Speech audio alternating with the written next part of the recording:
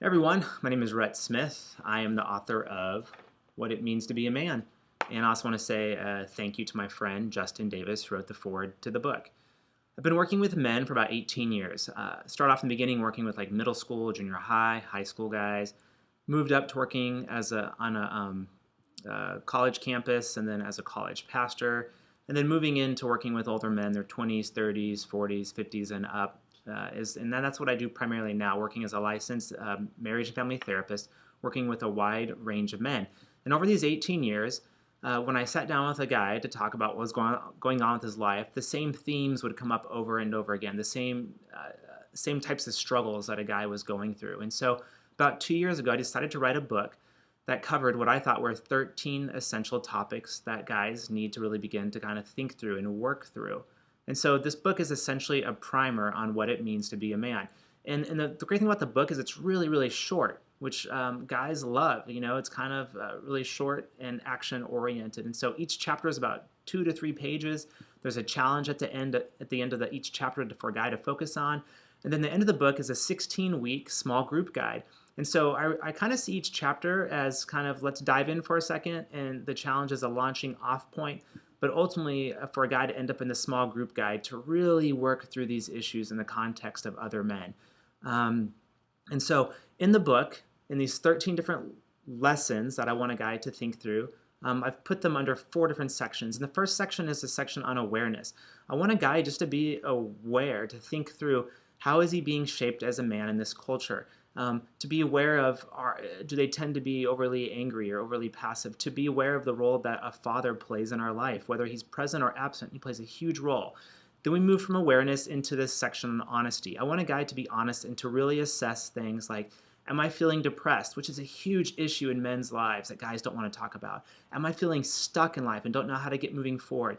Or am I feeling quiet and I don't know how to effectively communicate to people? And my wife is wondering, what is going on with me? And she's really, wanting me to engage her more.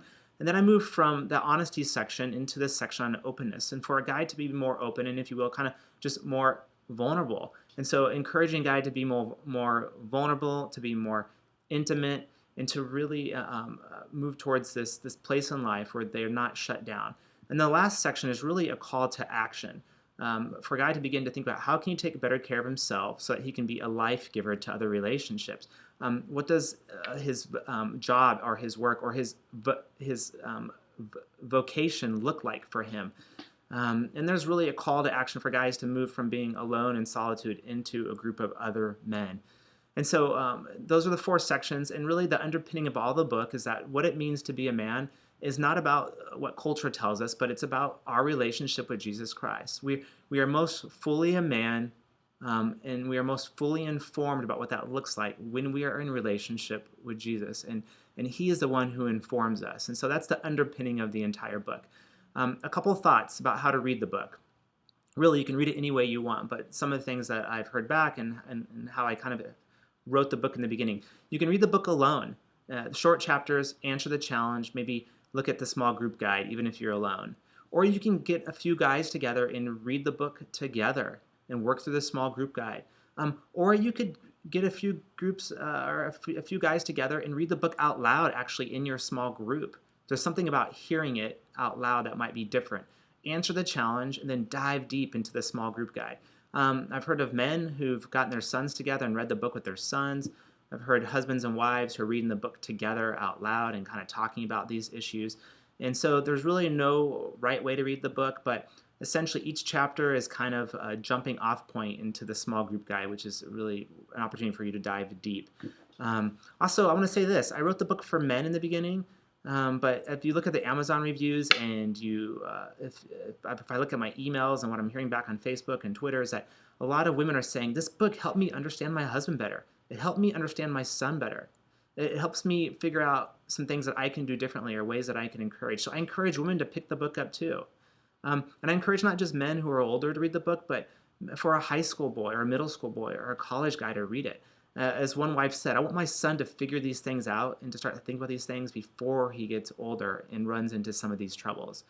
And so I just want to thank you for picking up the book and thank you for the opportunity to really be a part of your life. And my hope and my prayer is that as you read this book, it will not only transform your life, but it'll transform the lives of all the relationships that you're involved in. And that's my hope and that's my prayer. And so for the next couple of weeks, I'm going to post a video on each chapter, talk about why I wrote that chapter, why I think that theme is important, and talk about some things that you can do and some ways to discuss the book and also provide some additional resources. Thanks. Have a good day.